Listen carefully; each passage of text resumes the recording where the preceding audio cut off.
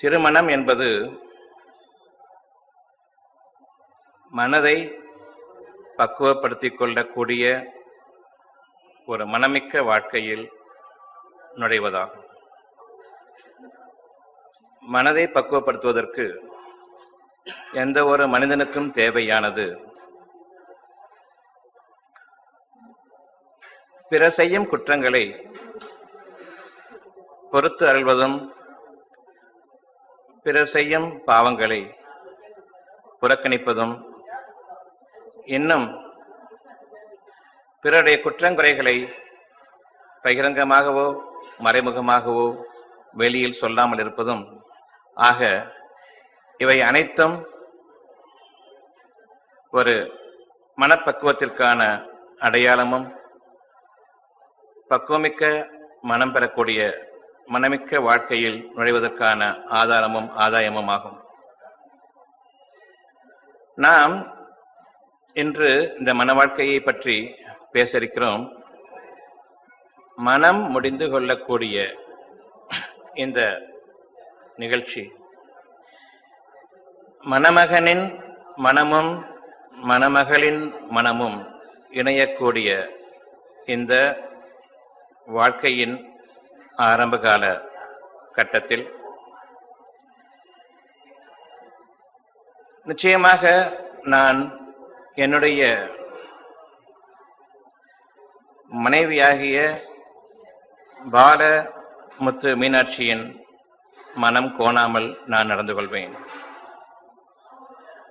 பாலமுத்து மீனாட்சியை பற்றி எந்த ஒரு தவறான செய்தியையும் குறைகளாகவோ குற்றங்களாகவோ பிறரிடம் நான் கூற மாட்டேன். என்னுடைய மனைவியின் கண்ணியத்தையும் கௌரவத்தையும் நிச்சயமாக நான் பாதுகாப்பேன். என்னுடைய மனைவியின் குற்றங்குறைகளை மன்னித்தருள்வதற்காக இன்று நான் நேர்ந்து கொள்கிறேன், அதாவது முடிந்து கொள்கிறேன். எந்த குற்றமாக இருந்தாலும் குறையாக இருந்தாலும் மனிதன் பக்குவமடைவதற்காக எனவே ஒரு பந்தம் இன்று ஏற்பட்டிருக்கிறது. பொறுமைக்குரிய இந்த திருமண வாழ்க்கை உங்களுடைய நிறைவுக்குரிய வாழ்க்கையாக இருக்கும். பொறுமை எப்பொழுது நீங்கள் இழக்கிறீர்களோ அப்பொழுது திருமணம் என்ற இந்த பந்தம் மனமற்ற வாழ்க்கையாக உங்களுக்கு எதிராக தானே உருவாகும். இறைவனுடைய மிக முக்கியமான ஒரு நல்லுபதேசமும் எச்சரிக்கையும் என்னவென்றால், யார் குறை கூறி புறம் பேசி திரிகிறார்களோ அவர்களுக்கு கேடுதான். அவர்கள் மீது இறைவனுடைய சாபமும் மனிதர்கள் அனைவருடைய சாபமும் இறங்குகிறது. எப்பொழுது ஒருவரை பற்றி மற்றவர் புறம் பேசுகிறாரோ அப்போது. புறம் பேசுவது என்றால் என்ன? உண்மைக்கு புறம்பாக பேசுவது, பின்புறமாக போய் பேசுவது புறம் பேசுவதல்ல. யார் ஒருவருடைய செயலையும் யார் ஒருவருடைய பேச்சையும் நாம் தவறாகவே புரிந்து கொள்வோம். ஏனென்றால் மனதில் என்ன எண்ணங்கள் இருக்கின்றன என்பதை பேச்சு வடிவிலோ செயல் வடிவிலோ காட்டிவிட முடியாது. அதனுடைய விளைச்சல்கள் எப்பொழுது ஆரம்பமாகிறதோ அதன் பயன்களை கொண்டுதான் இவர் நல்ல காரியம் செய்திருக்கிறார், அன்று செய்தது சரிதான், அன்று பேசியது சரிதான் என்ற எண்ணத்தினுடைய விளைவுகள் பின்னர் நிகழக்கூடிய அந்த விளைச்சல்களின் அடிப்படையை கொண்டுதான் ஒருவர் நல்ல காரியம் செய்திருக்கிறாரா கெட்ட காரியம் செய்திருக்கிறாரா என்பது நமக்கு புலனாகும். ஏனென்றால் எண்ணங்களை நாம் பார்க்க முடியாது. எந்த ஒருவருடைய மனிதனுடைய இருதயத்திலும் இருக்கிற எண்ணங்கள் என்ன என்பதை பிறர் எவ்வளவுதான் உணர்ந்தெறிந்தாலும் முடியாது.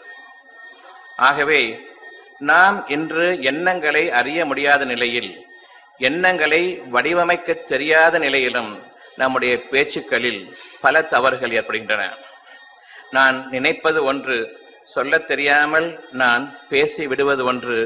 அவர்களுடைய எண்ணங்கள் என்னை பற்றிய நிலைப்பாடு வேறு. அவர்கள் நான் தவறாக பேசியதை, பேச தெரியாமல் பேசியதை இன்னும் மோசமாக புரிந்து கொள்ளக்கூடிய நிலைகளும் இருக்கின்றன. ஆகவே ஒருவருடைய பேச்சையும் ஒருவருடைய செயலையும் வைத்துக்கொண்டு அவர் தப்பு செய்துவிட்டார், தவறாக பேசிவிட்டார் என்ற இந்த அடிப்படையை கொண்டு ஒருபோதும் அணுகக்கூடாது. ஏனென்றால் இருதயத்தில் இருக்கக்கூடிய எண்ணங்களை தெளிவாக விவரிப்பதும் விளக்குவதும் மனிதனுக்கு ஆகுமானதல்ல. அவர்களுடைய மொழி அறிவு மிகவும் குறைபட்ட ஒரு அறிவாகும். எனவே நீங்கள் இன்று முதலாக மன வாழ்க்கையில் நுழையக்கூடிய நீங்கள் சிந்தித்து உணர்ந்து செயல்பட வேண்டிய காரியம் என்னவென்றால், எந்த ஒரு செயலையும் எந்த ஒரு பேச்சையும் நீங்கள் கேட்ட போதிலும் உள்ளுக்குள் இருக்கக்கூடிய எண்ணம் நிச்சயமாக வேறுபட்டதாக இருக்கிறது என்பதை நீங்கள் உணர வேண்டும். அந்த எண்ணத்தை மனிதனாக இருக்கக்கூடிய நான் இருதயத்திற்குள் இருக்கக்கூடிய எண்ணத்தை அறிய தகுதியற்றவன், அது மறைக்கப்பட்டதாகும். அவ்வாறே ஒருவர் குற்றம் பிடிக்கப்பட்டு விட்டால், நீ இந்த மாதிரி செய்தாயே, நீ இப்படி சொன்னேதானே அப்படி கேட்கும் பொழுது அவர்கள் வாய் அடைபட்டு விடுவார்கள். ஏனென்றால் சொன்னது உண்மை, ஆனால் நினைத்தது வேறு. சந்தர்ப்ப சூழ்நிலைகளும் சாட்சியங்களும் உங்களுடைய நினைப்புக்கு கை கொடுக்கின்றன. ஆனால் நான் அவ்விதமாக பேசவில்லை, அவ்வாறு நினைக்கவில்லை என்று கூறிவிட்டால் அந்த நிமிடமே அந்த பேச்சை நிறுத்திவிட வேண்டும். எண்ணங்களுக்கு நீங்கள் மதிப்பளிப்பீர்களானால் நீங்கள் இறைவனுக்கு மதிப்பளிப்பதாகும். வாய்ப்பேச்சுக்கும் செயலுக்கும் நீங்கள் மதிப்பளிப்பீர்களானால் உங்களை நீங்களே கேடான பாதையில் செலுத்திக் கொள்வதற்கான முயற்சியில் ஈடுபட்டு விட்டீர்கள் என்பதாகும். இன்று நீங்கள் இருவரும், கார்த்திகேயன், பால, முத்து, மீனாட்சி ஆகிய நீங்கள் இருவரும் ஒருவரை பற்றி மற்றவர் எக்காலத்திலும் குற்றமோ குறையோ உண்மைக்கு புறம்பாக பேசிவிட மாட்டேன் என்பதன் மீது உறுதியாக நிலைத்திருக்க வேண்டும். இன்று இருவரும் வாழ்க்கையை துவங்குகிறீர்கள். ஆகவே பிறர் உங்களுடைய வாழ்க்கையில் நுழைவதை நீங்கள் அனுமதிக்கக்கூடாது. நுழையக்கூடிய அந்த வாசலையும் நீங்கள் திறக்கக்கூடாது. எப்பொழுது நீங்கள் பிறர் உங்களுடைய வாழ்க்கையில் நுழையக்கூடிய அந்த பாதையை திறப்பீர்கள் என்றால், எப்பொழுது புறம் பேச ஆரம்பிக்கிறீர்களோ உங்களுடைய கணவரை பற்றி அல்லது உங்களுடைய மனைவியை பற்றி, அப்பொழுது உங்களுடைய வாழ்க்கையின் சீர்கேடு, உங்களுடைய வாழ்க்கையின் சாபம் உங்கள் மீது நிச்சயமாக தொடர இருக்கிறது. அந்த ஆரம்பத்திற்கு நீங்கள் வழிகாட்ட வேண்டாம். ஆகவே நீங்கள் உங்களுடைய உணர்ச்சிகளிலும் உங்களுடைய பேச்சுக்களிலும் பொறுமையை மேற்கொள்கிறானால் அந்த வாழ்க்கை சிறப்புற்றதாக அமையும். திருமணங்கள் சொர்க்கத்தில் நிச்சயிக்கப்படுகின்றன என்று கூறுவார்கள். அவ்வாறல்ல. நீங்கள் அந்த திருமண வாழ்க்கையை சொர்க்க வாழ்க்கையாக மாற்றிக்கொள்வதும் அந்த திருமணத்தை நரக வாழ்க்கையாக மாற்றிக்கொள்வதும் உங்களுடைய பொறுமையின்மையின் காரணமாக. அவ்வளவு திருமணங்களும், பெரும்பாலான திருமணங்கள் சண்டை சச்சரவுகளில் இன்று ஆழ்ந்து கிடக்கின்றன. இதில் பெரும்பாலான திருமணங்கள் நிச்சயமாக நீதிமன்ற வாசல்களிலும் விவாகரத்து என்ற அநியாயமான செயல்களிலும் போய் முடிவடைந்திருக்கின்றன.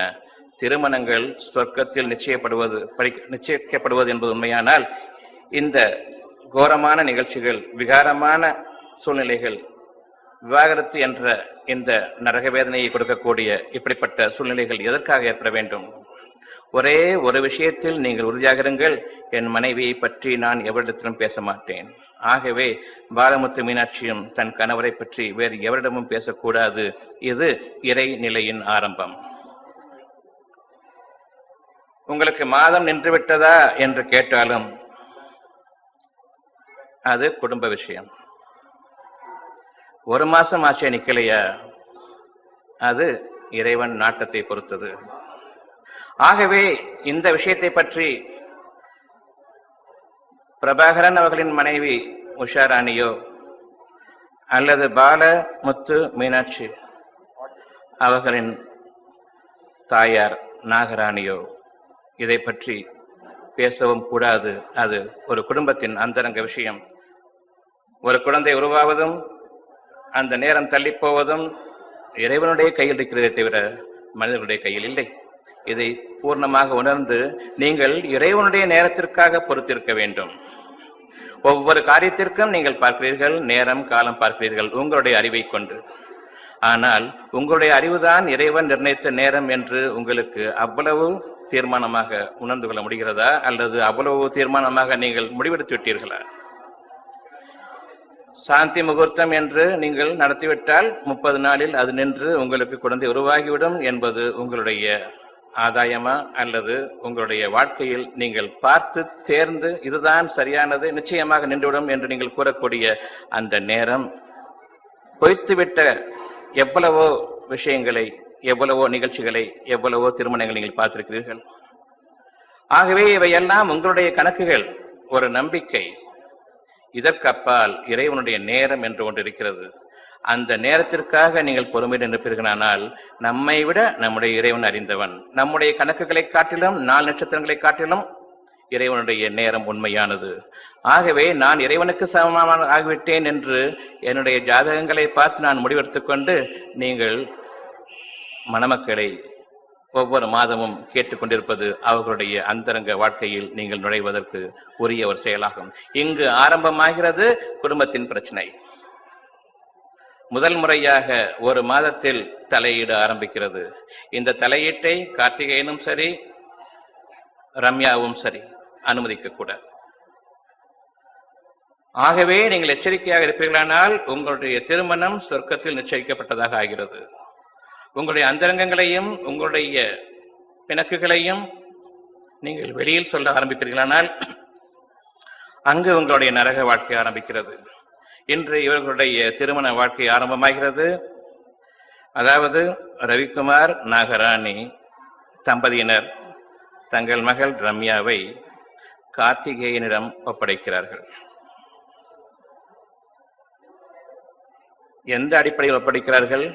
நாங்கள் எங்கள் மகளை அன்புடனும் பாசத்துடனும் நேசத்துடனும் மிகவும் பிரியத்துடனும் எந்த குறையும் இல்லாமல் மன மகிழ்ச்சியுடன் உங்களிடம் ஒப்படைக்கிறோம். நீங்கள் அந்த மன மகிழ்ச்சியை பாதுகாத்துக் கொள்வீர்கள் என்ற நம்பிக்கையில்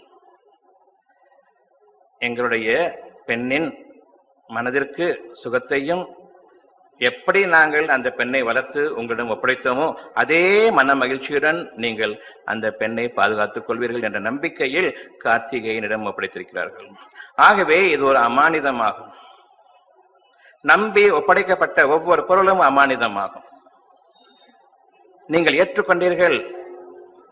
எதை கொடுத்து ஏற்றுக்கொண்டீர்கள்? உறுதிமொழி கொடுத்து, வாக்குறுதி கொடுத்து, நிச்சயமாக நான் உங்கள் பெண்ணை ஏற்றுக்கொண்டேன்.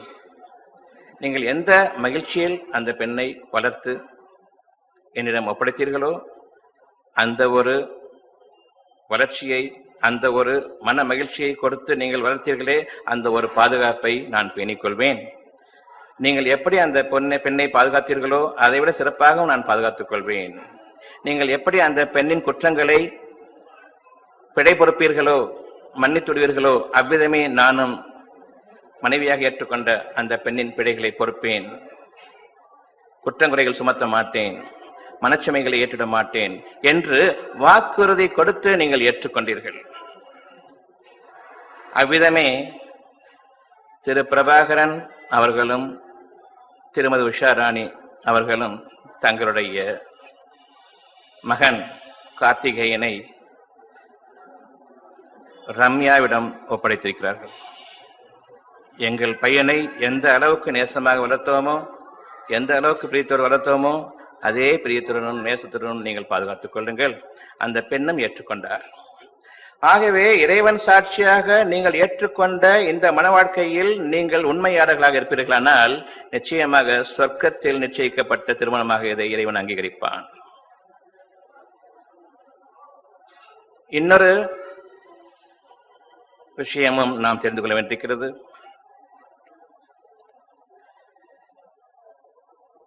பெண்கள் விஷயத்தில் கார்த்திகேயன் புரிந்து கொள்ளக்கூடிய ஒரு உண்மை என்னவென்றால், கார்த்திகேயன் மட்டுமல்ல, இங்கிருக்கும் அனைவரும் புரிந்து கொள்ளக்கூடிய விஷயம், ஆண் பெண் என்ற இந்த இரு பாலரில்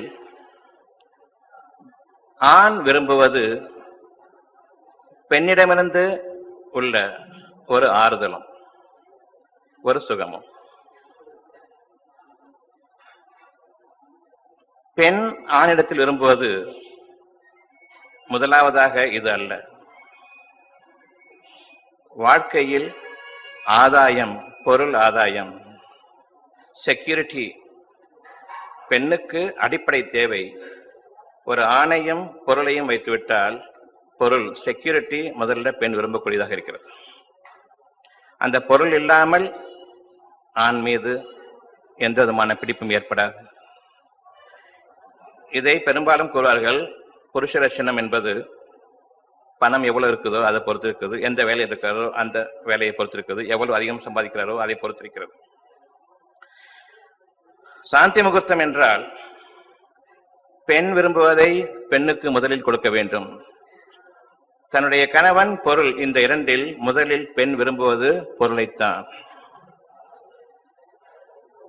ஆணிடம் பெண்ணும் வைக்கப்பட்டுவிட்டது, பொருளும் வைக்கப்பட்டுவிட்டது, முதலில் விரும்புவது பெண்ணைத்தான். இது ஆணுக்கும் பெண்ணுக்கும் இருக்கக்கூடிய அந்தரங்க உண்மை.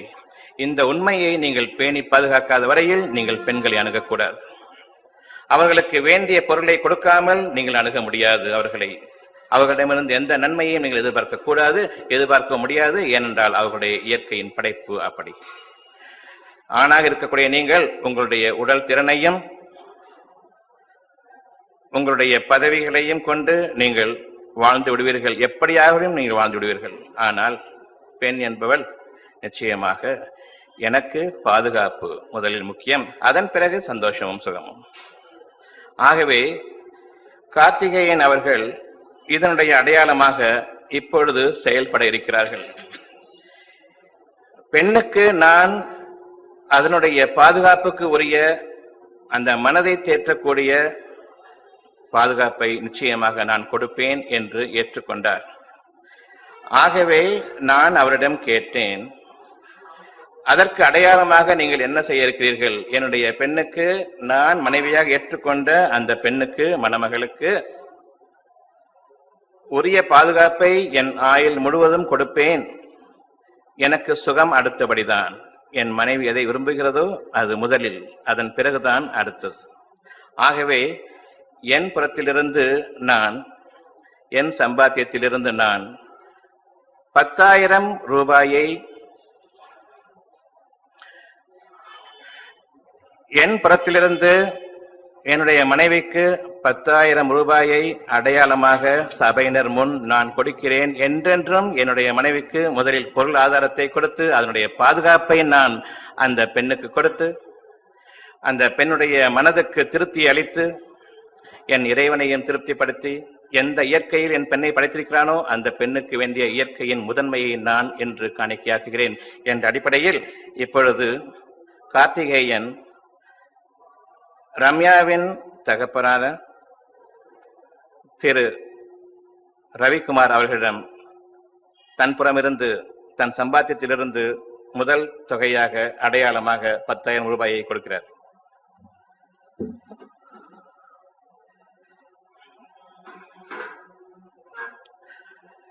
ஆகவே இப்பொழுதுதான் உண்மையாகவே திருமணம் முடிந்திருக்கிறது. இதுதான் திருமணத்தின் ஆரம்பம்.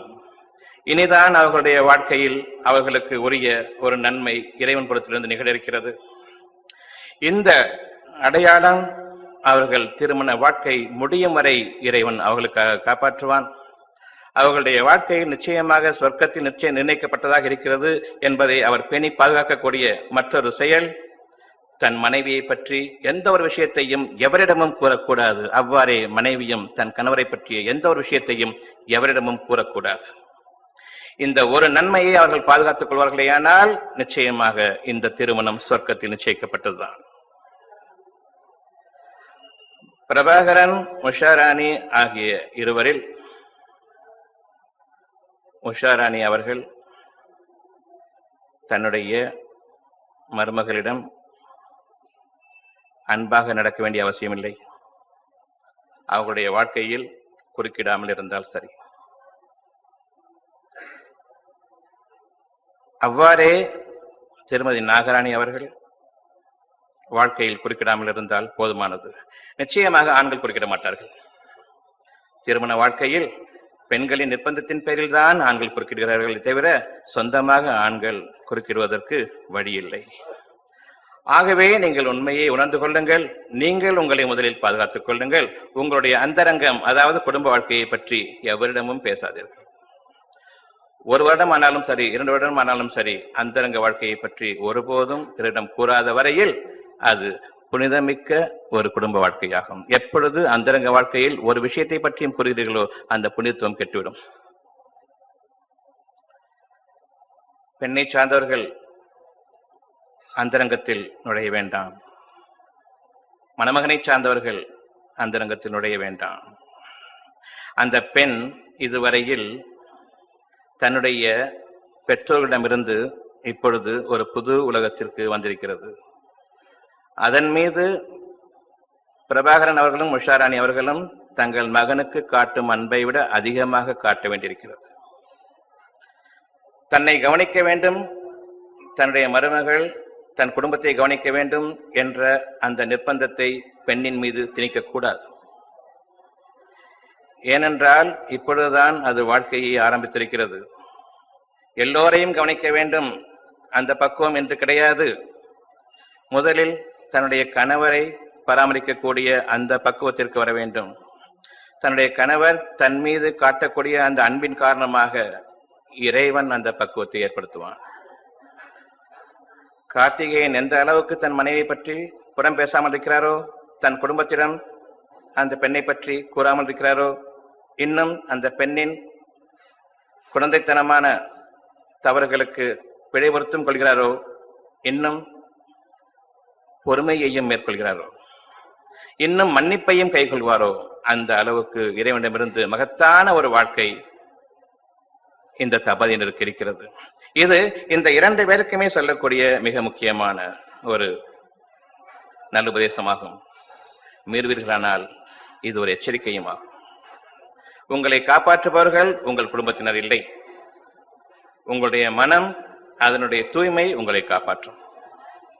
இறைவனுக்கு பயந்து ஒருவரை ஒருவர் குற்றங்குறைகள் சொல்லிக் கொள்ளாமல் நீங்கள் வாழ்வீர்களானால் இறைவன் உங்கள் மீது திருப்தி கொள்வான். ஆகவே உங்களுடைய வாழ்க்கை திருப்தி அமைந்ததாக இருக்கும்.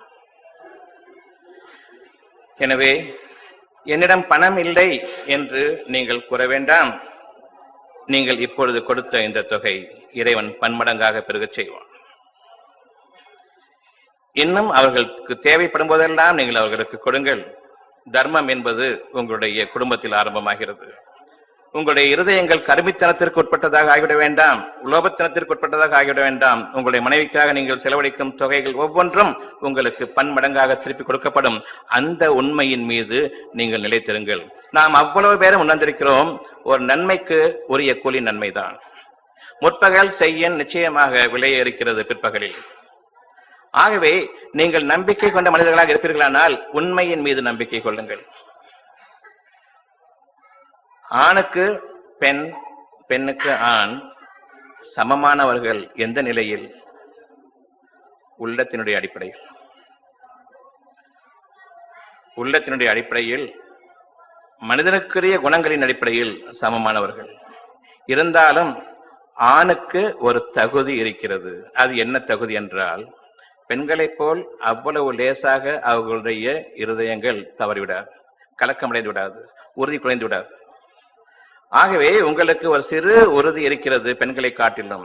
அந்த உறுதியை நீங்கள் அதிகப்படுத்திக் கொள்ளுங்கள். நாளைய வாழ்க்கையை பற்றிய கவலை ஒரு ஆணுக்கு கூடாது.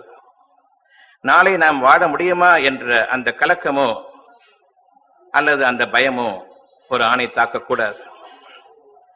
அவ்வாறு தாக்குகிறது என்றால் அவர்கள் நாளையை பற்றிய நம்பிக்கை இழந்து விட்டார்கள். ஏனென்றால் அவர்களுடைய செயல் அவிதமாக இருக்கிறது. யார் கஞ்சத்தனத்துக்கும் கருமித்தனத்துக்கும் உட்படுகிறார்களோ அவர்கள் தங்களுடைய செல்வங்களை சேமித்து வைப்பார்கள். இன்று சம்பாதித்துக் கொண்டிருக்கும் நிலையில் நான் என்னுடைய பொருளிலிருந்து ஒரு பகுதியை சேமிக்கிறேன் என்றால் நாளைய வாழ்க்கைக்கு அது எனக்கு உதவும். ஆகையினால் நாளைய வாழ்க்கையில் நான் சம்பாதிக்க மாட்டேன், நாளைய வாழ்க்கை எனக்கு கிடையாது என்பதற்கான உறுதியான செயல், உறுதியான வாக்குமூலம் அல்லது நீங்கள் எழுதக்கூடிய உறுதிமொழி பத்திரம் சேமிப்பு என்ற அந்த வீணான செயல்களில் நீங்கள் ஈடுபடுவதாகும். நம்பிக்கையாளர்களுக்கு மட்டுமே இந்த வாழ்க்கையை தவிர கருமித்தனத்திற்கு இன்னொரு பெயர் சேமிப்பு, கஞ்சத்தனத்திற்கு இன்னொரு பெயர் சேமிப்பு, தன்மீதே நம்பிக்கை இல்லாத தனத்திற்கு இன்னொரு பெயர் சேமிப்பு. உங்களுக்காக ஒரு பொருள் கொடுக்கப்பட்டிருக்கிறது, நியாயமான செலவுகள் இருக்கிறது என்றால் அந்த நியாயமான செலவுக்காக நீங்கள் நிச்சயமாக கொடுக்க இருக்கிறீர்கள். நாளைக்கு வேண்டுமே என்ற அடிப்படையில் நாளைக்கு பார்த்து கொள்ளலாம் என்று கூறுவது உங்களுக்கு ஒரு ஏற்படுத்தப்பட்ட சோதனையில் நீங்கள் தவறிவிட்டீர்கள் என்பதாகும். உங்களுக்கான பொருள் இருக்கிறது, பொருளுக்கான நியாயமான ஒரு தேவை இருக்கிறது, அந்த தேவைக்கு இந்த பொருள் செலவழிந்துவிடும்.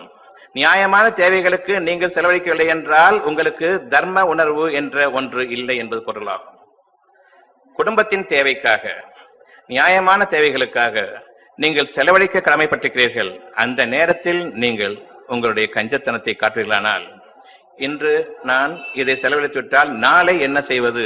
இன்று யார் உங்களுக்கு கொடுத்தானோ அதே இறைவன் நாளைக்கும் கொடுப்பான். அந்த நம்பிக்கை, இறை நம்பிக்கை இருந்தால் நீங்கள் கடவுள் நம்பிக்கை உள்ளவர்கள் என்று கூறுங்கள். இன்று நான் என் அறிவின் காரணமாக சம்பாதித்தேன், இது கடவுள் கொடுக்கவில்லை என்றால் சேமித்து வைத்துக் கொள்ளுங்கள். எத்தனை நாளைக்கு அந்த சேமிப்பு உங்களுக்கு உதவும் என்பதை பார்த்துவிடுவோம். ஆகவே கடவுள் நம்பிக்கை இருக்கிறது என்று கூறிய பிறகு, என் இறைவன் எனக்கு அனைத்தையும் கொடுத்தான், அவன் கொடுத்தால் தவிர எனக்கு இல்லை என்ற அந்த உணர்வுகளை நீங்கள் வாழ்ந்து வாருங்கள். உங்களுடைய பணத்தின் அகம்பாவத்தை கொண்டு, உங்களுடைய அறிவின் திமிரை கொண்டு நான் என் அறிவின் காரணமாக சம்பாதித்தேன் என்று நீங்கள் கூறுவீர்களானால் அன்று உங்களுடைய ஏழ்மை ஆரம்பமாகிறது. அன்று உங்களுடைய வாழ்க்கையில் பெரும் பிளவு ஏற்பட ஆரம்பிக்கிறது. அன்று உங்களுடைய மன வாழ்க்கையில் விரிசல் தோன்ற ஆரம்பிக்கிறது.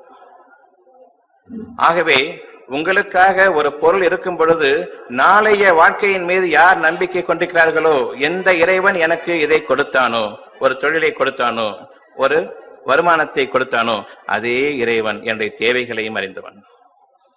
என்னுடைய தேவைகளுக்காக என்று என் இறைவன் கொடுக்கவில்லை. ஆகவே என் தேவைகளுக்காக என் இறைவன் எனக்கு எந்த ஒரு குறையும் இல்லாமல் கொடுத்திருக்கிறான். அது முழுமையாக இன்று செலவாக இருக்கிறது.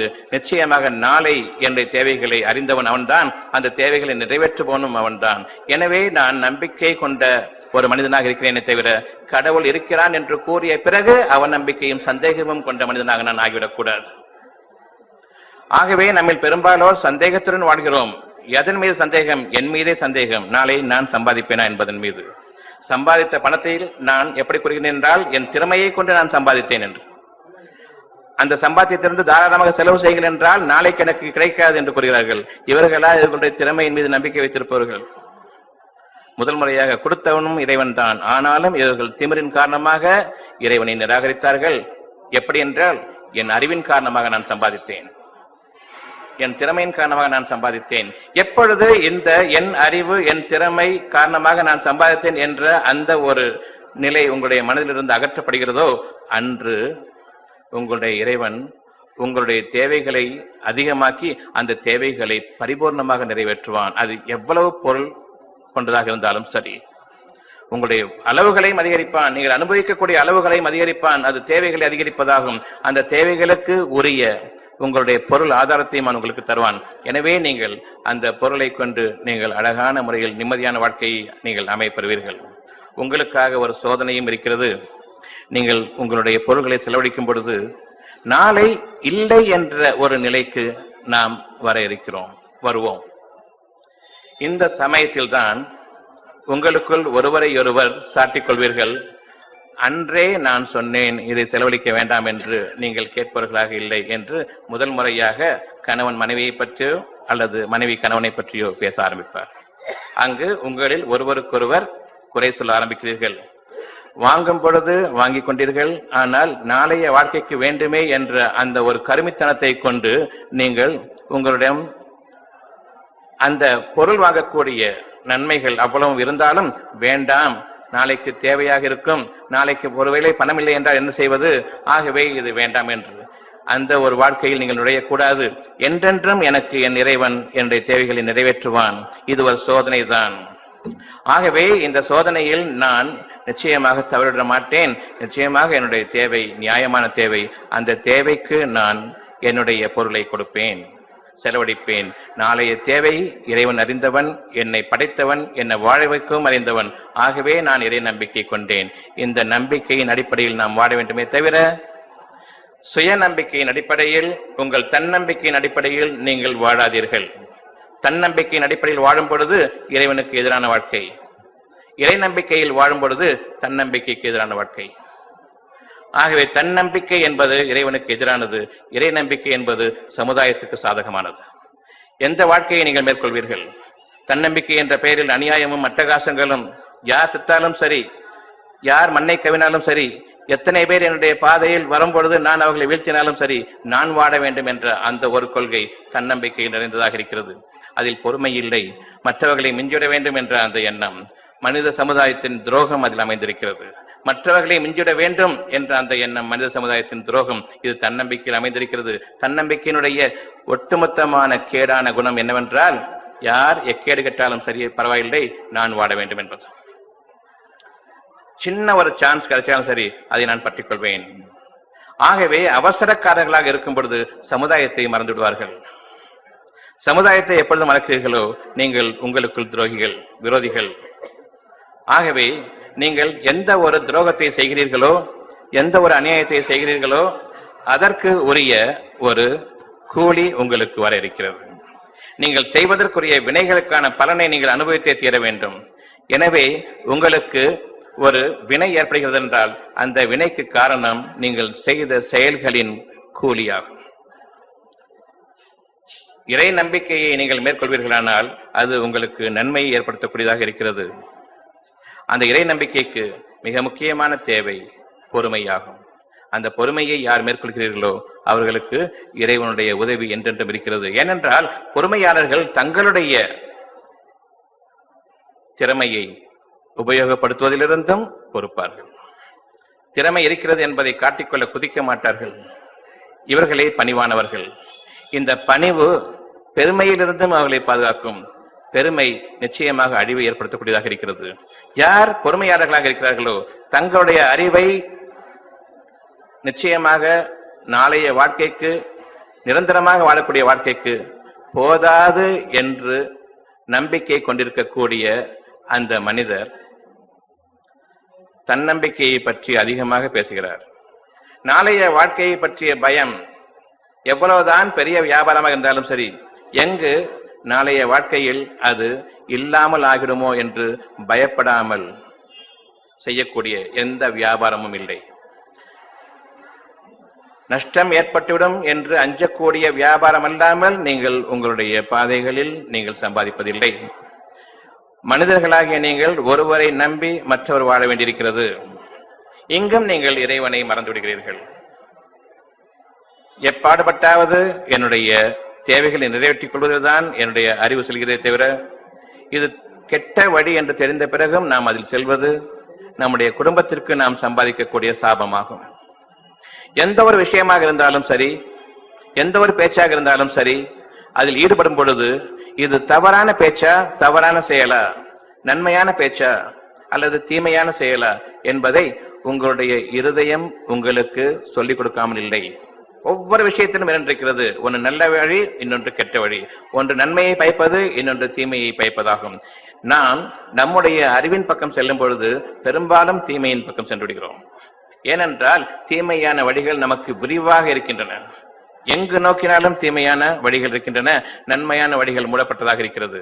நீங்கள் தீமையான வழிகளிலிருந்து திரும்பும் வரை நன்மையான பாதைகள் உங்களுக்கு திறக்காது.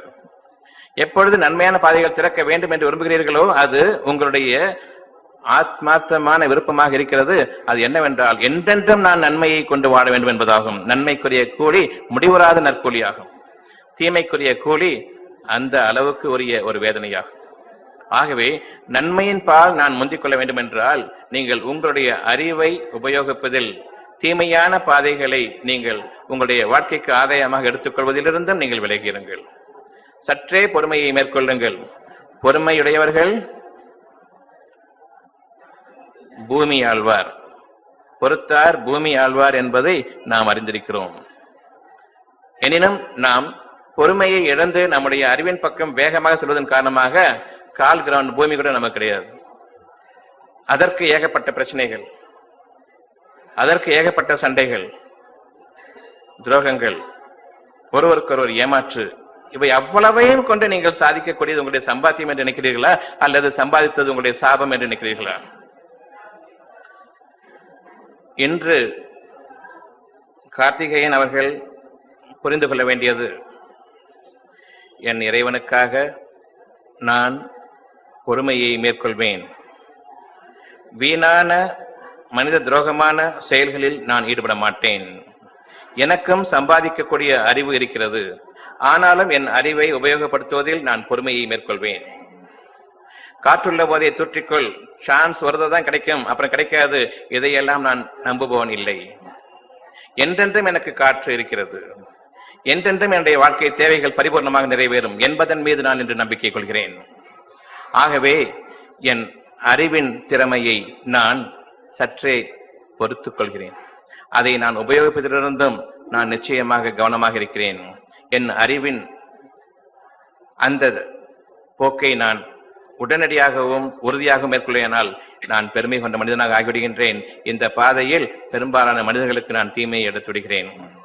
இறுதியாக என்னை ஒரு தீமையை அண்டும் பொழுது நான் யாருக்கு என்ன பாவம் செய்தேன் என்று கேட்கக்கூடிய அளவுக்கு நான் என் இருதயத்தையே துளைத்து விடுகிறேன். அப்பொழுதும் நான் மன்னிப்பு கேட்பவனாக இல்லை. ஏனென்றால் என் பெருமை, நான் தூய்மையானவன், யாருக்கும் எந்த பாவமும் செய்ய மாட்டேன். இன்னும் அதிகமாக போய் ஒரு எறும்பு கொசுவுக்கு கூட இவர் அநியாயம் செய்ய மாட்டார் என்று பக்கத்தில் உள்ளவர்களும் உறவினர்களும் பேசுவார்கள். அவரை பற்றி இறைவன் நன்கறிந்தவன், அவரை பற்றி அவருடைய உறவினர்கள் நன்கறிந்தவர்கள் இல்லை. ஏனென்றால் அவரை பற்றி அவரே அறிந்தவர் இல்லை. நீங்கள் உண்மையாளர்களாக இருப்பீர்களானால் நம்பிக்கையாளர்களாக இருங்கள். உங்களை படைத்தவன் யார் என்பதை உறுதி கொள்ளுங்கள். நீங்கள் இவ்வளவு வயதில் இந்த அமைப்பில் ஒரு உருவமாக, மனித இனமாக, படைப்பிலேயே உயர்ந்த ஒரு இனமாக நீங்கள் இப்பொழுது இருக்கிறீர்கள். இதற்கு முன்பாக நீங்கள் படைக்கப்படுவதற்கு முன்பாக எந்த ஒரு பொருளுமே இல்லாத இருந்தீர்களே, அப்பொழுது இறைவன் உங்களை பாதுகாத்தான். நீங்கள் உங்களுடைய தாய்களின் வயிறுகளில், கர்ப்பப்பைகளில் நீங்கள் சிசுக்களாக இருந்த பொழுதும், உயிரற்ற நிலையில் இருந்த பொழுதும் அவனே உங்களை பாதுகாத்தான். பனிக்குடத்தில், தண்ணீர் குடத்தில் வைத்து உங்களை மூழ்கடித்து அவன் உங்களை பாதுகாத்தான். அது மட்டுமல்ல, அவன் உங்களை வளர்த்தான். அப்பொழுது நீங்கள் சாப்பிடவும் இல்லை, மூச்சு விடவும் இல்லை, இன்னும் தண்ணீரையும் குடிக்கவில்லை. இருந்தாலும் நீங்கள் இறக்க முடியாது. இறைவனுடைய பாதுகாப்பில் இருக்கும் பொழுது நீங்கள் நிச்சயமாக வளர்ந்தோங்க வேண்டியவர்களாகவே நீங்கள் இருக்கிறீர்கள். இன்று நீங்கள் ஒரு தண்ணீர் குளத்தில் மூழ்கடிக்கப்பட்டால் ஒரு சனத்தில் உயிர் பிரிந்துவிடும். 9 மாதங்களாக பனிக்குளத்தில் வைத்து மூழ்கடித்து உங்களை வளர்த்து ஆளாக்கி வெளியில் கொண்டு வந்தானே, அவனையா நீங்கள் நிராகரிக்கிறீர்கள்? உங்களுடைய கைகளும், உங்களுடைய கால்களும், உங்களுடைய வாய்களும் சம்பாதிப்பது போதும் என்று நினைக்கிறீர்களா? கேடான வழிகளில் உங்கள் கைகள் செலவு செய்கிறது, உங்களுடைய சக்தியை செலவு செய்கிறது. கேடான பாதைகளில் உங்களுடைய கால்கள் நடக்கின்றன. கேடான வார்த்தைகளையும், துரோகமான வார்த்தைகளையும் நீங்கள் திறமையாக பேசி சம்பாதிக்கிறீர்கள். மனிதனுக்கு மனிதன் துரோகத்தை இடைவிக்காமல் எந்த ஒரு பொருளையும் அவனால் ஈட்ட முடியாது. இது கார்த்திகேயனுக்காக சொல்லப்படுவதாகும். இன்று எத்தனை பேர் இதனை உன்னிப்பாக கவனிக்கிறீர்கள் என்பது எனக்கு தெரியவில்லை. இருந்தாலும் கார்த்திகேயன் ஒருவனுக்காக பேசக்கூடிய பேச்சாகவே இதை நான் எடுத்துக்கொள்கிறேன். ஆகவே கார்த்திகேயன் முழுமையாக நான் சொல்வதை ஏற்றுக்கொண்டவனாக, அவருடைய மனைவிக்கு தேவையானதை தாராளமாக அளித்து, அந்த பொருள்களில் அவர்களுடைய மனப்பக்குவத்தை நீங்கள் ஈர்த்து, உங்களுக்கு என்றென்றும் சுகமளிக்கக்கூடிய, உங்களுக்காகவே வாழக்கூடிய அந்த பக்குவத்தை நீங்கள் உங்களுடைய மனைவிடம் விரும்புகிறீர்களானால் உங்களுடைய மனைவிக்கு எந்த ஒரு குறையும் வைக்காதீர்கள். எப்படி அவர்கள் தங்கள் மகளை வளர்த்து உங்களிடம் ஒப்படைத்தார்களோ அதே சுகத்துடனும் அதே மனமகிழ்ச்சியுடனும் அந்த அமானிதத்தை காப்பாற்றிக் கொள்ளுங்கள். இவ்விதமே ரம்யாவுக்கும் இதே உபதேசமும், இதை தவறினால் அவர்கள் பகிரங்கமாக எச்சரிக்கப்படுகிறார்கள். நிச்சயமாக அந்த வாழ்க்கை நல்லபடியாக அமையாது. மனிதர்களுடைய ஆசீர்வாதம் உங்களுக்கு தேவையில்லை. உங்களுடைய உள்ளங்களின் நன்மையான குணங்கள் உங்களை வாழ வைக்கும். நன்மைக்கு நன்மையே கூலி. பிறரிடம் ஆசீர்வாதம் வாங்குவதை தடுத்துக் கொள்ளுங்கள். மனிதர்கள் பிறருக்கு ஆசீர்வாதம் செய்ய சக்தியற்றவர்கள், தகுதியற்றவர்கள். அவர்களே ஆசீர்வாதத்திற்கு உட்பட்டவர்கள். அவர்களே மிகுந்த தேவைக்கு ஆளாகி இருப்பவர்கள். எந்த ஒரு மனிதனும் தேவையில்லாதவன் இல்லை. தேவையில்லாதவனிடம், தேவையற்றவனிடம் நீங்கள் ஆசீர்வாதம் பெறுங்கள். அவன் இறைவன் மட்டும்தான். அந்த இறைவன் உங்களை பற்றி திருத்திட வேண்டும் என்றால் நீங்கள் இறைவனுக்கு உண்மையாளராக நடந்து கொள்ளுங்கள். உங்களுடைய அறிவை நம்புவதை காட்டிலும் இறைவன் நம்மை பாதுகாக்க வேண்டும் என்ற அந்த உள்ளட்சம், பயபக்தி இருக்கட்டும். அந்த பயபக்தி உங்களை வாழ வைக்கும். ஆகவே உள்ளட்சம் உடையவராக நீங்கள் இருப்பீர்களானால் இறைவனிடமிருந்து நேரடியான ஆசீர்வாதம் உங்களுக்கு இருக்கிறது. கார்த்திகேயன் அறிந்து கொள்ள வேண்டும். மனிதர்களிடம் ஆசீர்வாதம் பெறுவதிலிருந்தும் அவன் விலக வேண்டும். இன்று முதலாக இறைவனுக்கும் கார்த்திகேயனுக்கும் இடையில் எந்த ஒரு மனிதனுடைய நெருக்கமோ தொடர்போ அதற்கு அப்பால் தான். இறைவனுக்கு ஒருவனுக்கு மட்டுமே நீங்கள் கடமைப்படுங்கள், பணிந்து விடுங்கள். மற்ற மனிதர்களிடம் பணிவுடன் இருங்கள். முற்றிலும் வழிபட்டவனாக உங்களுக்கும் உங்களுடைய காரியங்களுக்கும் இடையே இறைவனுடைய பிரார்த்தனைக்கும் அவனுடைய ஆறுதலுக்கும் இடையே எந்த ஒரு மனிதனுடைய இடையூறும் கூடாது. உங்களுக்கு பதிலாக, உங்கள் சார்பாக, உங்களுக்கு வேண்டுவதற்காக எந்த ஒரு மனிதருக்கும் நிச்சயமாக உரிமை இல்லை. உங்களுடைய தேவைகளுக்கு நீங்கள் கேட்க வேண்டுமா அல்லது வேறு யாரும் கேட்க வேண்டுமா? இறைவனிடம். எனக்கு ஒரு வியாதி வந்துவிட்டது என்றால் நீங்கள் எவ்வளவு இறைவனை நெருக்கமாக அழைப்பீர்கள். ஒரு டாய்லெட்ல உட்கார்ந்திருந்தா கூட அங்க உங்களுக்கு இரத்த ஓட்டம் ஏற்பட்டு விட்டால், மயக்கமும் ஏற்பட்டு விட்டால், அப்பொழுது கடவுளே என்று அழைப்பீர்களே. இந்த அழைப்புக்கு இறைவன் செவி மடுப்பானா மாட்டானா? உங்களுடைய டாய்லெட்ல உட்கார்ந்து இருக்கிறீங்க, ரொம்ப அசிங்கமான இடம். அங்க உங்களுக்கு ஒரு வேதியோ அல்லது அந்த வேதியில் உங்களுக்கு இரத்த ஓட்டம் பெருக்கெடுத்து மயக்கமே வந்திருக்கூடிய அளவுக்கு நீங்கள் ஆகிவிடுகிறீர்கள். அப்பொழுது கடவுளே என்று கூப்பிடுவீர்களே. இப்பொழுது இந்த அழைப்புக்கு இறைவன் செய்யமடுப்பானா மாட்டானா? அப்படி என்றால் சீவை சிங்காரித்துக் கொண்டு நீங்கள் கோயில்களுக்கும் சர்ச்சுகளுக்கும் மசூதிகளுக்கும் செல்கிறீர்களே, அங்கு யார் இருப்பது? டாய்லெட்ல இறைவன் இருக்கும் பொழுது, அது அசுத்தமான இடத்தில் இருக்கும் பொழுது, அந்த இடத்தில் நான் இறைவனை அழைக்கும் பொழுது இறைவன் நிச்சயமாக செய்யமடுப்பான் என்று கூறுகிறீர்களே. நீங்கள் எங்கிருந்தாலும் சரி, அவனை மட்டுமே நீங்கள் உணர்ந்து வேறு யாரையும் நீங்கள் கூப்பிடல. அம்மாவை கூப்பிடல, அப்பாவை கூப்பிடல, பிள்ளைங்களை கூப்பிடல, யாரும் கூப்பிடல. எடுப்புல கடவுளேன் என்று வந்தது. அந்த ஒரு வார்த்தை தான் தூய்மையான வார்த்தையை தவிர நீங்கள் இருக்கும் இடத்தில் இறைவன் இல்லை. நீங்கள் தூய்மையாக்கி பெருக்கி வைத்திருக்கும் இடத்தில், சந்தனத்தையும் ஊதுபத்தையும் கொடுத்திருக்கும் இடத்தில் நிச்சயமாக இறைவன் இல்லை. உங்களுக்கும் இறைவனுக்கும் இடையே அவனை தவிர வேறு எவரையும் நீங்கள் உங்களுடைய உதவிக்கு கொண்டு வராமல் அவன் மட்டுமே ஒரே எண்ணமாக இருக்குமானால் அங்கு புனிதமும் தூய்மையும் இருக்கிறது. அந்த ஒரு பிரார்த்தனையையும் அந்த ஒரு அழைப்பையும் இறைவன் நிச்சயமாக இருக்கிறான். எனவே நீங்கள் உங்கள் இறைவனை நீங்கள் விரும்புவீர்களானால் உங்களுடைய இறைவனுக்கும் உங்களுக்கும் இடையே உங்களுடைய தேவைகளை உங்களுக்கு நிறைவேற்றிக் கொள்வதற்கு கணவனையோ, கணவன் மனைவியையோ, பெற்றோர்களையோ, பிள்ளைகளையோ, உறவினர்களையோ, குடும்பத்தினர்களையோ ஒருவரையும் நாடாதீர்கள். இவர்கள் அனைவரும் இறைவனுக்கு அப்பால் தான். ஆகவே இறைவனுக்கு அப்பால் எவரும் இல்லை. ஆகவே எனக்கு துணைக்கும் உதவிக்கும் எவரும் தேவையில்லை. இறைவன் ஒருவன் போதுமானவன். அந்த இறைவன் ஒருவன் போதுமானவன் என்ற அந்த உண்மையின் அடிப்படையில் நீங்கள் வாழும் வரையில் உங்களுக்கு கவலையோ, உங்களுக்கு பயமோ கிடையாது.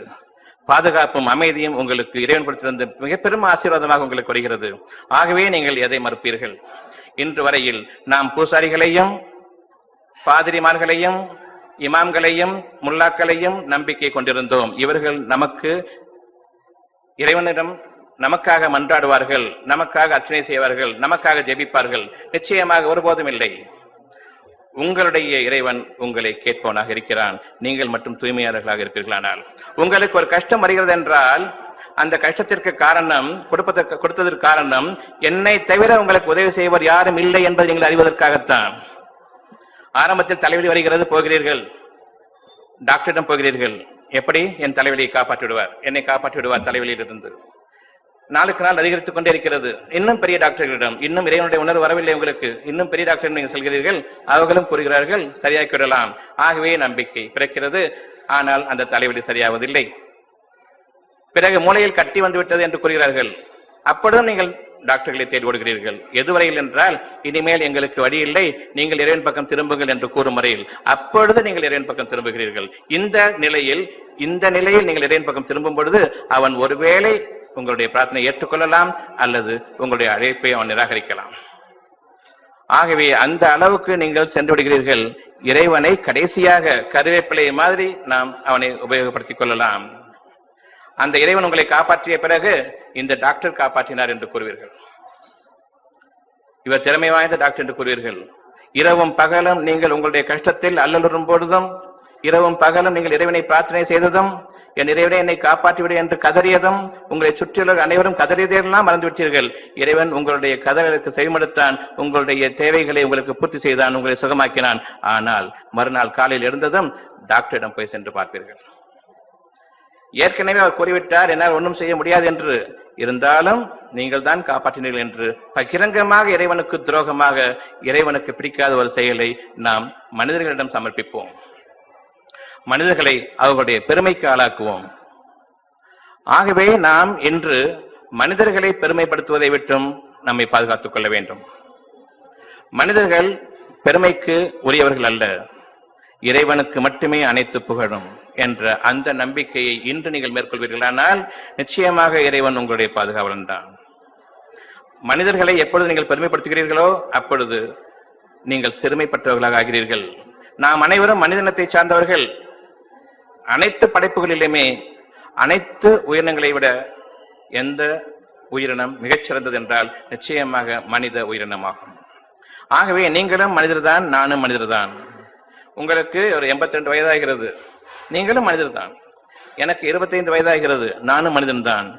நான் உங்களுக்கு பெருமையை உருவாக்குபவன் இல்லை. ஏனென்றால் மனிதர்கள் அனைவரும் உயர்ந்த சமுதாயத்தினர். இதில் ஏற்றத்தாழ்வுகள் நீங்கள் ஏற்படுத்திக் கொண்டதை தவிர இறைவன் ஏற்படுத்தவில்லை. இன்று நீங்கள் இதை உணர வேண்டும்.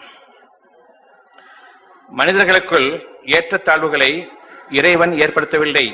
உங்கள் அனைவரையும் ஒரே சமுதாயமாக உயர்ந்த இனத்தவர்களாக உங்களை படைத்திருக்கிறான். ஆகவே நீங்கள் எவ்வாறு உங்களை மற்றவர்களுடைய கால்களில் சமர்ப்பித்து விடுவீர்கள்? ஆசீர்வாதம் வழங்க மனிதர்களுக்கு என்ன தகுதி இருக்கிறது, உரிமை இருக்கிறது? அவர்கள் நாளை மண்ணோடு மண்ணாக போவார்கள். நாளைக்கு புடுங்கி நாற்றமடிக்க போவார்கள். அப்படிப்பட்ட சூழ்நிலையில் இருக்கிறவர்கள் தான் மனிதர்கள். நிச்சயமாக ஒவ்வொரு மனிதனும் மறைந்தே தீர வேண்டும். உண்மையான புகழுக்கு மறைவில்லை. ஆனால் மறைந்த பிறகும் புகழ்பாடிக் கொண்டிருப்பது இன்னும் கேவலமானதாகும். எந்த ஒரு மனிதரையும் நாம் புகழ்பாடக்கூடாது. எந்த ஒரு மனிதனுடைய காலிலும் உயர்ந்த இனமாக படைக்கப்பட்ட ஒரு மனிதன் இன்னொரு மனிதன் காலில் சமர்ப்பிப்பானால் அவன் நிச்சயமாக நஷ்டமடைந்து விட்டான். இதுவும் கார்த்திகேயனுக்கு. அந்த கார்த்திகேயன் அவருடைய பெற்றோர்கள் காலிலும் விடக்கூடாது, வேறு எவரிடம் காலிலும் விடக்கூடாது. ஏனென்றால் இறைவன் அவரை மகத்தான ஒரு தகுதியில் படைத்திருக்கிறான். மனிதர்கள் அனைவரும் சமம். உங்களுக்கு நீங்களே அநியாயமாக பெரியவர்கள் என்றும் சிறியவர்கள் என்றும் நீங்கள் கூறிக்கொள்வது உங்களுக்கு நல்லதல்ல. அவ்வாறு கூறிக்கொண்டிருப்பதன் காரணமாக சின்ன சாமியார்கள் எல்லாம் உருவாகிவிட்டார்கள். 5 வயது 8 வயது பையனின் காலிலும் விடுத்து விடுவார்கள். மனிதர்களுக்கு அந்த தகுதி இல்லை. மனிதர்கள் பெருமைப்படுத்தப்படக்கூடாது. அந்த வகையில் நான் செயல்படுவேனால் நிச்சயமாக இறைவனுடைய சாபம் என் மீது இருக்கிறது. இந்த சாபத்திலிருந்து இன்று கார்த்திகேயன் பாதுகாக்கப்பட்டிருக்கிறார். தன் மனைவி தன் காலில் விடுவதை அனுமதிக்க கூடாது. அதுவும் மனித இனம். மனைவியும் ரம்யாவும் கார்த்திகேயனின் காலில் விடுவதை அருவருப்பாக நினைக்க வேண்டும். அது மனித இனத்திற்கு நல்லதல்ல. நிச்சயமாக அவர் இதை செய்யக்கூடாது. ஆகவே இந்த உண்மையின் பிரகாரம் யார் நடக்கிறீர்களோ அவர்களுக்கு இந்த திருமண வாழ்க்கை சொர்க்கத்தில் நிச்சயிக்கப்பட்டதாக ஆகிறது. இந்த வாழ்க்கை சொர்க்கத்தில் நிச்சயிக்கப்பட்டதாக அமைய வேண்டும் என்று நாம் விரும்புவோமாக. ஆகவே இன்று சொல்லப்பட்ட கருத்தினுடைய சாராம்சம், உங்களுடைய மனதை நீங்கள் இன்று முடிவாக முடிந்து கொள்ளுங்கள், நேர்ச்சை கொள்ளுங்கள். என் மனைவியை பற்றிய குறைகளை நான் பிறரிடம் கூற மாட்டேன். என் அந்தரங்கத்தில் நுழைவதை, எவரம் நுழைவதை, அது என் பெற்றோர்களாக இருந்தாலும் சரி, அனுமதிக்க மாட்டேன். அவ்விதமே ரம்யாவும். குற்றங்குறைகளை ஒருவருக்கொருவர் சாட்டிக் கொள்வதிலிருந்தும் அவர்கள் தங்களை பாதுகாத்துக் கொள்ள வேண்டும். இவர்கள் உயர்ந்த சமுதாயத்தினர். மனிதர்களாக படைக்கப்பட்ட நாம் படைப்பினங்களிலே மிக உயர்ந்த சமுதாயம். ஆகவே நாம் எவருடைய காலிலும் விடுபவர்கள் இல்லை. ஆகவே இந்த ஒரு நிர்பந்தத்தின் அடிப்படையிலும் இறைவன் கற்பித்த இந்த உண்மையின் அடிப்படையிலும் அவர்கள் செயல்பட வேண்டும். தங்களை தாங்களே தாழ்த்திக் கொள்பவர்களை விட அநியாயம் செய்பவர்கள் எவரும் இல்லை. ஆகவே இன்று நாம் பெருமைப்படவும் கூடாது, பிறரை பெருமைப்படுத்தவும் கூடாது. மனிதர்கள் அனைவரும் ஒருவருக்கொருவர் பணிவாக நடக்க வேண்டும். அவர் எனக்கு பிள்ளையாக இருந்தாலும் சரி, எனக்கு பெற்றோர்களாக இருந்தாலும் சரி, சமமான மனிதன், இறைவன் படைத்த அந்த உயர்ந்த மனிதனுக்குரிய அந்த பணிவை நாம் காட்ட வேண்டும். அவர்களிடம் அன்பையும் காட்ட வேண்டும், மரியாதையையும் காட்ட வேண்டும். ஆகவே ஒருபோதும் தாழ்ந்துவிடக்கூடாது. ஆனால் மரியாதையாகவும் பொறுமையாளர்களாகவும் அன்புடையவர்களாகவும் இரக்கமுடையவர்களாகவும் நீங்கள் வாழ்ந்து வருகிறீர்களானால் உங்களிடையே அவன் பிணைப்பை ஏற்படுத்துவான். என் மீது அன்பு காட்டு என்று நீங்கள் நிர்பந்தப்படுத்துவதன் மூலமாக வெளிப்படையாக நீங்கள் பணிய வைக்கிறீர்கள். உள்ளுக்குள் பெரும் பூகம்பம் வெறுப்பாக வெடித்துக் கொண்டிருக்கிறது. நீங்கள் அறிய மாட்டீர்கள், இறைவன் அறிவான். நன்மையில் நிர்பந்தம் கூடாது, தீமைக்காக நீங்கள் நிர்பந்தம் செய்யுங்கள். ஆகவே நீங்கள் உங்களுடைய இறைவன் உங்களுடைய வாழ்க்கையை அமைத்திருக்கிறான் என்பதன் மீது நம்பிக்கை கொள்கிறானால் இன்று உங்களிடம் இருக்கக்கூடிய இந்த பொருளாதாரம் இறைவன் கொடுத்ததாகும். உங்களுடைய அறிவை கொண்டு நான் சம்பாதித்தேன் என்று நீங்கள் பெருமை கொண்டுவிட வேண்டாம். உங்களுடைய தேவைகளை இறைவன் அறிந்தவன். அவ்விதமாக நீங்கள் இறைவன் எனக்கு அளித்தால் தவிர எனக்கு வாழ்க்கை இல்லை, எனக்காக சொற்பமான அறிவை கொடுத்தானே, அதுவும் இறைவன் கொடுத்ததுதான். இந்த அறிவு அதிகமாக என்னுடைய பொருளாதாரம் அதிகமாகும். இந்த அறிவுக்கு நானே எல்லை விதித்து விட்டால் இவ்வளவுதான் பொருளாதாரம், இதற்கு மேல் எனக்கு பொருளாதாரம் ஈட்ட முடியாது என்பதாகும். ஆகவே முதன்முறையாக இறைவன் அறிவை படைத்தானே, அந்த இறைவனுக்கு நீங்கள் செய்யக்கூடிய நன்றி, இதற்கு மேல் எனக்கு அறிவு வராது என்று. ஏனென்றால் நீங்கள் கேட்காமலே அவன் கொடுத்தான். ஆகையினால் அந்த அறிவினுடைய பாக்கியம் எங்கிருந்து வந்தது என்பது உங்களுக்கு தெரியாது. நான் என் அறிவை கொண்டிருக்கிறேன் என்று நீங்கள் உங்களை பெருமைப்படுத்திக் கொள்வதும், இன்னொருவன் அறிவில்லாதவன் மடையன் என்று நாம் அவர்களை உள்ளுக்குள் இகழ்வதும் நிச்சயமாக இறைவன் அறிந்தவனாக இருக்கின்றான். ஆகவே உங்களுக்கான ஒரு இழிவின் காலத்திற்காக எதிர்பார்த்திருங்கள். உங்களுடைய தேவைகளை அறிந்தவன் இறைவன் தான். உங்களுடைய தேவைகளை உங்களுக்கு அறிவிப்பவனும் இறைவன் தான். அந்த தேவைகள் நிறைவேற்றிக் கொள்வதற்குரிய நியாயமான தேவைகளாக இருந்தால் அந்த தேவைகளை நிறைவேற்றிக் கொள்ளக்கூடிய பொருள் ஆதாரத்தையும் கொடுத்தவன் இறைவன் தான். ஆகவே பொருள் ஆதாரம் உங்களை விட்டு விலகும் பொழுது ஒரு க்ஷணம் யோசித்து விடாதீர்கள். முழுமையாக பொருளாதாரம் இருக்கிறது, இந்த பொருளை வாங்குவதற்காக நியாயமான தேவை, முழுமையாக செலவழிகள், நாளைய வாழ்க்கை நிச்சயமாக இரண்டும் இருக்கிறது. ஆகவே இந்த ஒரு ஆதாரத்தை கொண்டும் நீங்கள் கருமித்தனத்திற்கு உங்களை உட்படுத்திக் கொள்ளாதீர்கள், கஞ்சத்தனத்திற்கு உட்படுத்திக் கொள்ளாதீர்கள். தேவைகளை முழுமையாக நிறைவேற்றுங்கள். நாளைய வாழ்க்கைக்கு இறைவன் போதுமானவன். அந்த இறைவன் இருதயத்தில் இருக்கிறான் என்பதை நம்பிக்கை கொள்ளுங்கள். கோயிலுக்கு போகிறோம், மசூதிக்கு போகிறோம், சர்ச்சுகளுக்கு போகிறோம். ஏன் போகிறோம்? அங்கு போனால் எனக்கு மனசுக்கு அமைதி ஏற்படுகிறது, அப்படித்தானே? தெய்வ சன்னிதானத்துக்குள் போகிறோம், ஆகவே என் மனதுக்கு அமைதி ஏற்படுகிறது. ஆகவே நான் கோயில்களுக்குள்ளேயோ அல்லது சிறு கூட்டத்தினர் மசூதிகளுக்குள்ளேயோ இன்னொரு கூட்டத்தினர் சர்ச்சுகளுக்குள்ளேயோ போகிறார்கள். உங்களுடைய மன அமைதி இருதயத்தில் அமைய வேண்டுமா அல்லது கட்டிடங்களுக்குள் அமைய வேண்டுமா? அமைதி என்பது இருதயத்தில் அமைய வேண்டுமா அல்லது கட்டிடத்திற்குள் அமைய வேண்டுமா? அமைதி ஏன் கிடைக்கிறது இந்த தெய்வாலயங்களுக்கு என்றால் அவர்கள் கூறுவது அங்கு இறைவன் இருக்கிறான், ஆகவே அங்கு அமைதி இருக்கிறது. உங்களுடைய அமைதி உங்களுடைய இருதயத்தில் தேவையா அல்லது கட்டிடங்களுக்குள் தேவையா? ஒருவருடைய அமைதி இருதயத்தில் அமைதி பெற வேண்டுமா அல்லது கட்டிடத்தில் அமைதி பெற வேண்டுமா? எங்கு அமைதி பெற வேண்டும்? இறுதியாக இருதயத்தில் அமைதி பெற வேண்டும். அங்கு அது அமைந்திருக்க வேண்டும். அது அமைதியானதாகும். இறைவன் என்றாலே அமைதி பெறக்கூடிய அந்த அமைப்பு இருதயத்தில் அமைய வேண்டும். ஆகவே கடவுளை எங்கு வைத்துக் கொள்ள வேண்டும்? கட்டிடங்களுக்குள்ள அல்லது இருதயங்களுக்குள்ள? எங்கு இருந்தால் உங்களுக்கு நன்மையானது? எது கோயிலாக அமைய வேண்டும்? இன்று முதலாக நீங்கள் உங்களுடைய இருதயத்தை கோயிலாக அமைக்க இருக்கிறீர்கள். அந்த இருதயத்தில் இறை உணர்வுகளை நீங்கள் மதிக்க இருக்கிறீர்கள். இறைவன் உங்களுடன் இருக்கிறான் என்றால் அந்த இறைவனை பிறர் கால்களில் நீங்கள் சமர்ப்பதன் மூலமாக, பிறர் கால்களில் நீங்கள் விடுவதன் காரணமாக இறைவனை கொச்சைப்படுத்தி விடாதீர்கள். ஆகவே உங்களை நீங்கள் பாதுகாத்துக் கொள்ளும் வரையில் இறைவன் நிச்சயமாக உங்களுடைய பாதுகாப்பாளன் தான் என்பதை அறிந்து கொள்ளுங்கள். இன்று கார்த்திகேயன் அவர்களுக்கும் ரம்யா அவர்களுக்கும் போதுமான இறை உணர்வு அவர்களுடைய வாழ்க்கையில் எவ்விதம் நடக்க வேண்டும் என்பதற்காகவும் உண்மையை கொண்டு அவர்களுக்கு புகட்டப்பட்டிருக்கிறது. ஆகவே இன்று அவர் கொடுத்த இந்த 10,000 ரூபாய் என்பது ஒரு அடையாளமாகும். இனி வாழ்க்கையில் இறைவன் அவர்களுக்கு அதிகமாக தரும்பொழுது இன்னும் அதிகமாக கொடுப்பார். தன் மனைவிக்கு கொடுக்கக்கூடிய பணத்தில் எந்த விதமான ஒரு கட்டுப்பாட்டையும் வைக்க மாட்டார். இறைவன் அவருக்கு அதிகமாக அருள்வான்.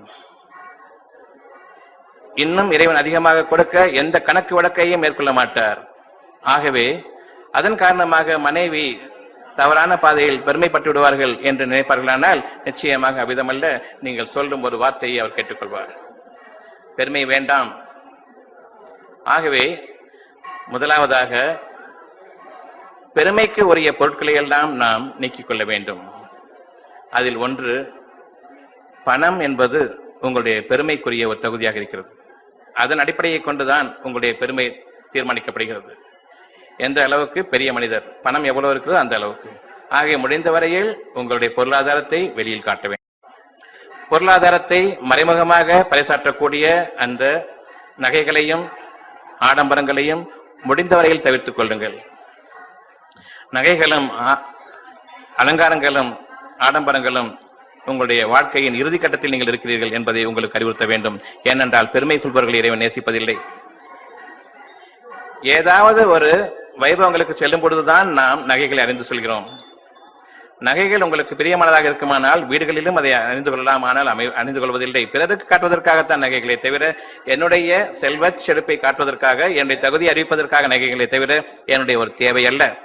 உணவு என்னுடைய தேவை, வீடு என்னுடைய தேவை, உடைகள் என்னுடைய தேவை. நகைகள் ஆகையினால் நகைகள் வேண்டாம் என்று கூறவில்லை, பிறரிடம் காட்ட வேண்டாம். வீட்டுக்குள் போட்டுக் கொள்ளுங்கள், பிறரிடம் காட்ட வேண்டாம். உங்களுக்கு கீழே இருப்பவர்கள் உங்களை பார்த்து ஏங்குவார்கள், நமக்கு இப்படி இல்லையே என்று. அங்கு உங்களுடைய கெட்ட காலம் ஆரம்பிக்கிறது. பிறர் கண் தீட்டு படக்கூடாது என்று நீங்கள் விரும்புகிறீர்களானால் உங்களுடைய தகுதிகளை, பொருளாதார தகுதிகளை வெளியில் காட்ட வேண்டாம். எப்பொழுது காட்ட ஆரம்பிக்கிறீர்களோ அனைவரின் கண் தீட்டும் பட்டுவிட்டது. ஏனென்றால் பெரும்பான்மையினர் ஏழைகளாக இருக்கிறார்கள். இன்னும் நீங்கள் உங்களை விட பணக்காரர்களை பார்க்கும் பொழுது நீங்கள் அவர்களை பார்த்து ஏங்குவீர்கள். இறைவன் உங்களுக்கு கொடுத்ததற்கு நீங்கள் நன்றியுடன் இருக்கவில்லை. நீங்கள் இன்னும் அதிகமாக விரும்புகிறீர்கள், இன்னும் பெருமைக்காக விரும்புகிறீர்கள். ஆகவே கேட்டுக்கு மேல் கேடு. பிற மனிதர்களுடைய இயக்கங்களும் உங்கள் மீது பட்டுவிட்டது. நீங்களாக சம்பாதித்துக் கொண்ட இந்த வினைகளுக்கு நீங்கள் அனுபவிக்க நேரிடும். எனவே திரு கார்த்திகேயன் அவர்களுக்கு அளவுக்கு அதிகமான வெளிப்பாடு, தன்னுடைய பொருள் ஆதாரத்தின் வெளிப்பாடு காட்டக்கூடாது என்பதும் இந்த வாழ்க்கையின் இந்த நேரத்தில் அவர்களுக்கு கட்டாயமாக ஆக்குகிறேன். இது நிர்பந்தமல்ல, உண்மையை உணர்ந்து கொண்டால் இது அவசியமானதாகும், வாழ்க்கைக்கு அவசியமானதாகும். பிறர் கண் தீட்டுப்படாமல், பிறருடைய பொறாமையினரும் கண் தீட்டுப்படாமல் நான், என் குடும்பம், என் குழந்தைகள், என் சந்ததியினர் அனைவரும் நன்மையாக வாழ வேண்டும் என்றால் என் பணத்தின் என் பொருளாதாரத்தின் தன்மைகளை ஒருபோதும் வெளிக்காட்டக்கூடாது. எனவே இன்று கார்த்திகேயன் ரம்யா அவர்களின் திருமண வாழ்க்கை நிச்சயமாக நன்மையை கொண்டு நிறைவேற இருக்கிறது.